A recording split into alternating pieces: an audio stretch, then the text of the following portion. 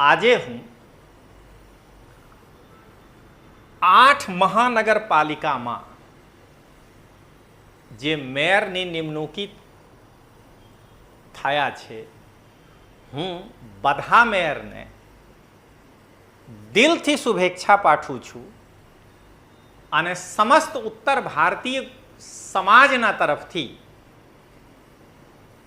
તમામ મેયરશ્રી જીવનમાં ઉત્તરોત્તર આગળ વધે એની ભગવાનથી પ્રાર્થના કરું છું. પણ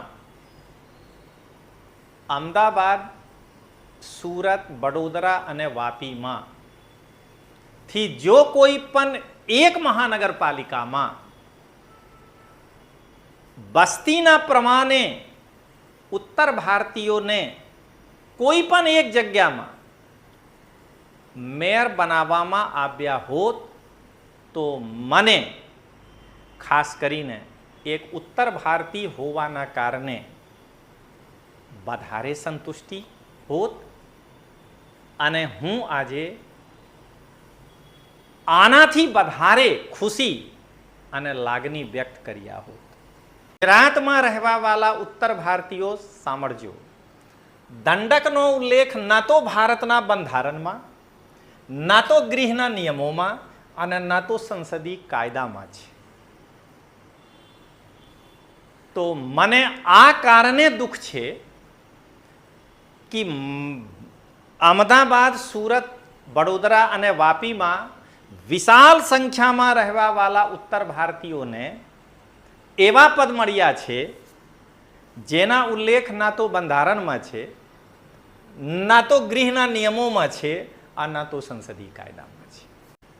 દંડક અમદાવાદ મ્યુનિસિપલ કોર્પોરેશનમાં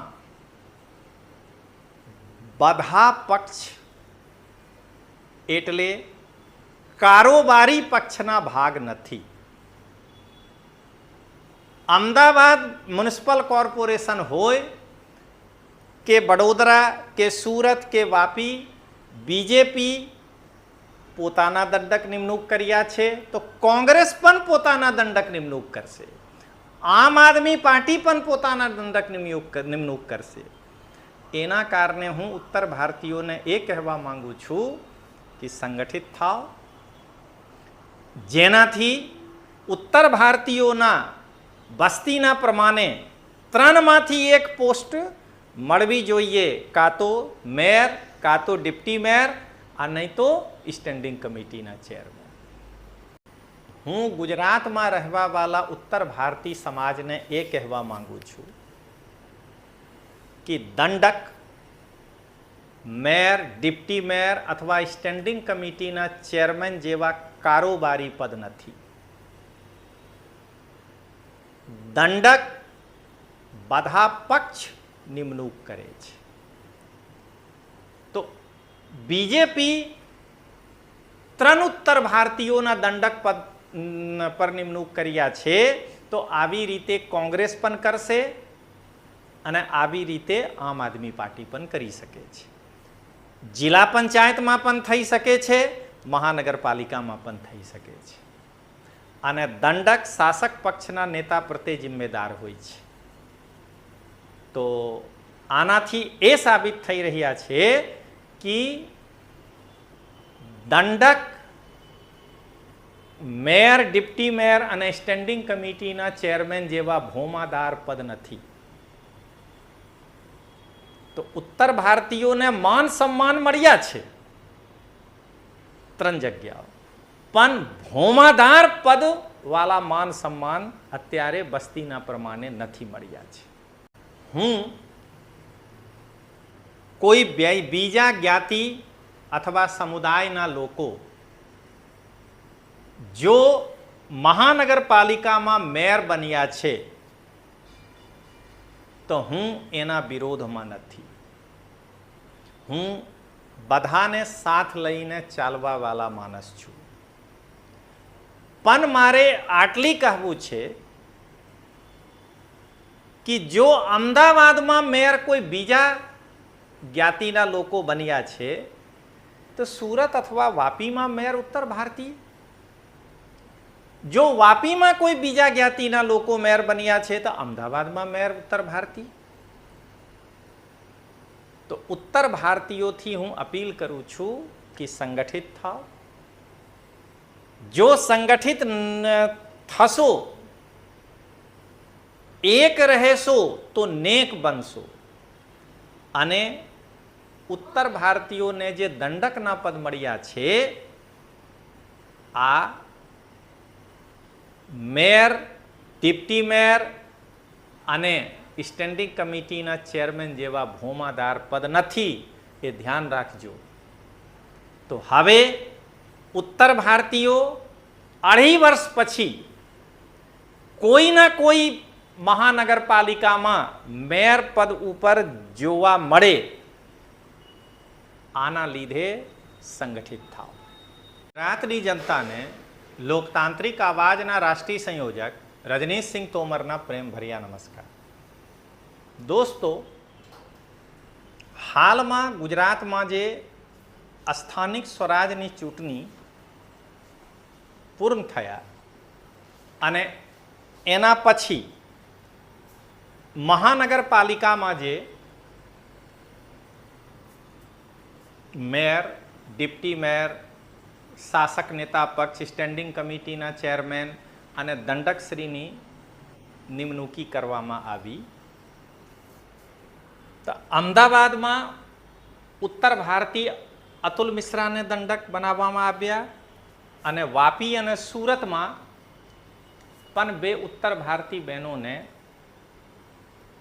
દંડક બનાવવામાં આવ્યા. તો લોકોના મન में, ખાસ કરીને ઉત્તર ભારતીયોના મન में એ વાત આવી શકે છે કે દંડકની કામગીરી શું છે. તો આના માટે હું યુપીએસસી અને જીપીએસસીના છાત્રોને માર્ગદર્શન આપું છું અને મને ખબર છે કે દંડકની કામગીરી શું છે. એના કારણે હું દંડકની કામગીરી વિશે આજે ગુજરાતની જનતાને, ખાસ કરીને ઉત્તર ભારતીયોને અવેર કરવા માટે આ વિડીયો બનાવી રહ્યા છું. કેમ કે મને લાગે છે કે અમદાવાદ, સુરત અને વાપીમાં દંડકની નિમણૂકી જે કરવામાં આવી છે, એ ઉત્તર ભારતીયોની કોણીમાં ગોલ લગાવવામાં આવ્યો છે. એક જગ્યાએ મેયર બનાવવા જોઈએ, મને લાગે છે. તો મિત્રો, પહેલા તમે અહીંયા એક પંચ જુઓ. ગુજરાતમાં અમદાવાદ, સુરત અને વાપી મહાનગરપાલિકામાં ઉત્તર ભારતીયોને દંડક પદ પર નિમણૂક કરવામાં આવી છે.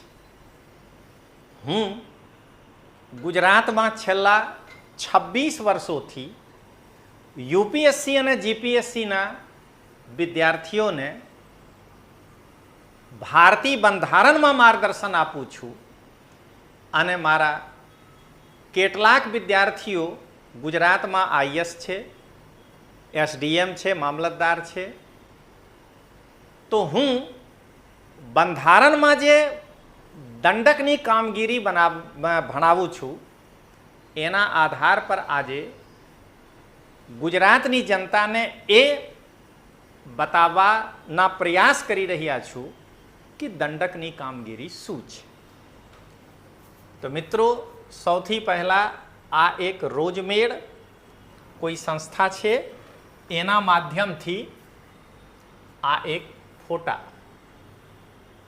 શહેર અને મેયરના નામ. તો તમે જોઈ શકો છો, અમદાવાદમાં હિતેશ બારોટ, सूरत में माया मावानी, बड़ोदरा में गीता मकवाना, राजकोट में डॉक्टर नेहल शुक्ला, भावनगर में उषा तलरेजा, जामनगर में मोनिका व्यास, आणंद में दीपिका पटेल और नवसारी में अशोक धोराजिया जे पण मेयर बन्या छे समस्त उत्तर भारतीय समाज तरफथी हूँ रजनीश सिंह तोमर मेयर श्री ने शुभेच्छा पाठवुं छुं અને મેયરશ્રી જે પણ બન્યા છે ઉત્તરોત્તર તરક્કી કરે, જીવનમાં આગળ વધે, ભગવાનથી પ્રાર્થના કરું છું. પણ હું અહીંયા એ કહેવા માંગુ છું કે બીજાને જે કોઈ પદ મળ્યા છે એનાથી મને કશું વાંધો નહીં, પણ આજે 8 નગરપાલિકાના નામ છે, એમાં કોઈ પણ એક નગરપાલિકામાં જો ઉત્તર ભારતીયોને મેયર પદ આપવામાં આવ્યા હોત તો મને વધારે ખુશી હું વ્યક્ત કર્યા હોત. અહીંયા હું એક પંચ કહેવા માંગુ છું. તો પંચ, આજે હું 8 મહાનગરપાલિકામાં જે મેયરની નિમણૂકી થયા છે, હું બધા મેયરને દિલથી શુભેચ્છા પાઠવું છું અને સમસ્ત ઉત્તર ભારતીય સમાજના તરફથી તમામ મેયરશ્રી જીવનમાં ઉત્તરોત્તર આગળ વધે એની ભગવાનથી પ્રાર્થના કરું છું. પણ અમદાવાદ, સુરત, વડોદરા અને વાપીમાં થી જો કોઈ પણ એક મહાનગરપાલિકામાં વસ્તીના પ્રમાણે ઉત્તર ભારતીયોને કોઈ પણ એક જગ્યામાં મેયર બનાવવામાં આવ્યા હોત તો મને ખાસ કરીને એક ઉત્તર ભારતીય હોવાના કારણે વધારે સંતુષ્ટિ હોત અને હું આજે આનાથી વધારે ખુશી અને લાગણી વ્યક્ત કર્યા હોત. ચાલો મિત્રો, હવે આગળ વધીએ. દંડક એટલે શું? આ શરૂ કરવા પહેલા હું મારા એક પરમ શિષ્ય જે મિહિર, અટક હું નહીં બતાવીશ, ફક્ત નામ, તો મારા વિદ્યાર્થી મિહિરને હું તહે દિલથી ધન્યવાદ કરું છું જે મારા કન્ટેન્ટને ગુજરાતીમાં અનુવાદ કર્યા છે. તો હું મિહિર જે યુપીએસસીના તૈયારી કરે છે, હું ભગવાનથી પ્રાર્થના કરું છું કે મિહિર 2027માં આઈએસ બનીને ગુજરાતની સેવા કરે. તો મિત્રો આગળ વધું છું. દંડક તો સૌથી પહેલા ગુજરાતની જનતા તમે એ સાંભળો કે દંડક પદનો ઉલ્લેખ ના તો ભારતના બંધારણમાં છે, ના તો ગૃહના નિયમોમાં છે અને ના તો સંસદીય કાયદામાં છે. તો મને આના કારણે દુઃખ છે કે નગરપાલિકામાં ઉત્તર ભારતીયોને એવા પદ મળ્યા છે જેના ના તો બંધારણમાં ઉલ્લેખ છે, ના ગૃહના નિયમોમાં છે, ના સંસદીય કાયદામાં છે. તો અહીંયા હું એક પંચ કહેવા માંગુ છું. દંડકનો ઉલ્લેખ નહીં, આ પંચ ફરીથી ગુજરાતમાં રહેવા વાળા ઉત્તર ભારતીયો સાંભળજો. દંડકનો ઉલ્લેખ ના તો ભારતના બંધારણમાં, ના તો ગૃહના નિયમોમાં અને ના તો સંસદીય કાયદામાં છે. તો મને આ કારણે દુઃખ છે કે અમદાવાદ, સુરત, વડોદરા અને વાપીમાં વિશાળ સંખ્યામાં રહેવા વાળા ઉત્તર ભારતીયોને એવા પદ મળ્યા છે જેના ઉલ્લેખ ના તો બંધારણમાં છે, ના તો ગૃહના નિયમોમાં છે અને ના તો સંસદીય કાયદામાં છે.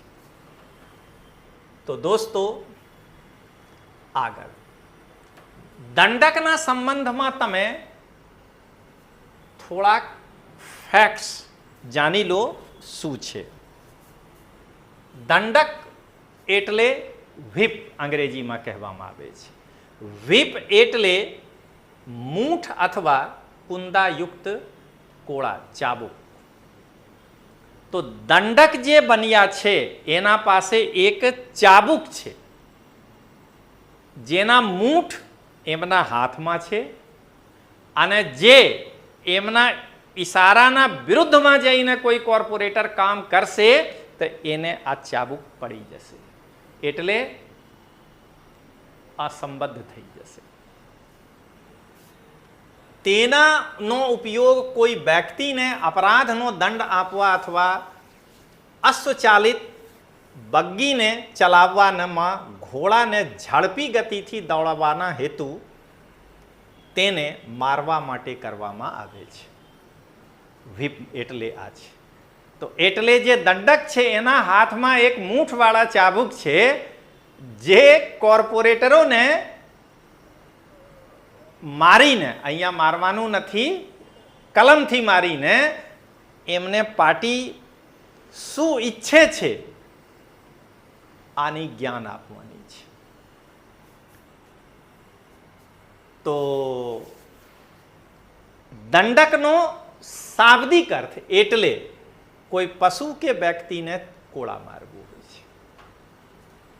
18મી સદીમાં સૌપ્રથમ સર એડમંડ બર્ક દ્વારા હાઉસ ઓફ કોમન્સમાં દંડક શબ્દનો ઉપયોગ સંસદીય પરંપરાઓ માટે કરવામાં આવ્યો હતો.